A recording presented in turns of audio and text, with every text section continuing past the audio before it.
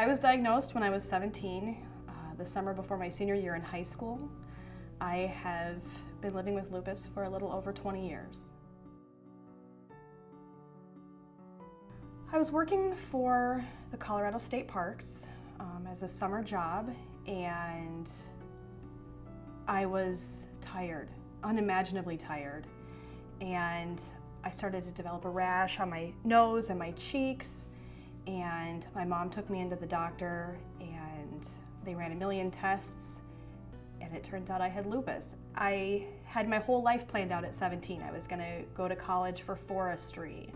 I was going to work outside every day, and I found out I couldn't do that. There was nothing I could do to change that. And so at 17, when you thought you had a plan, life seems so complicated at 17, and then to be told that, you know, that is completely out of the question was devastating.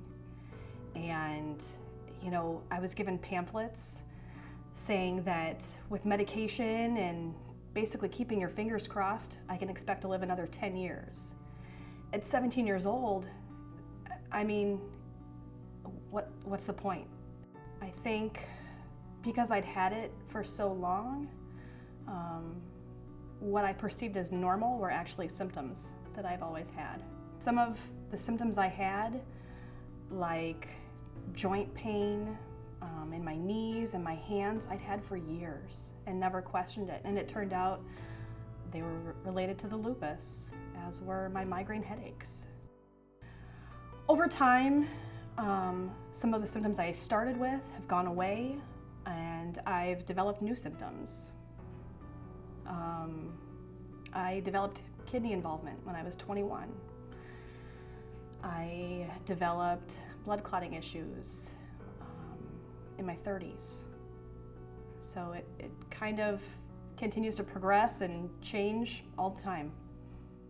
You know, I think the next very impactful thing was when I married, and we wanted to start a family, and we lost 2 babies, and I became very, very sick. And I blamed myself. I still blame myself because it's my illness, and due to my illness,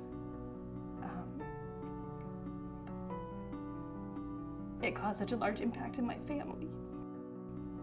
For me, if it's just affecting myself, I can hide it, I can power through, but when it affects my husband or my children that I was able to go on and have, that's the most difficult for me to deal with.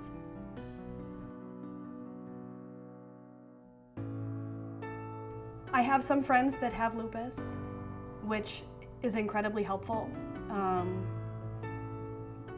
But I think that my attitude about my disease makes it maybe sometimes difficult to have friends with the disease for 2 reasons. One, it's incredibly scary to hear about someone else's illness and what could happen.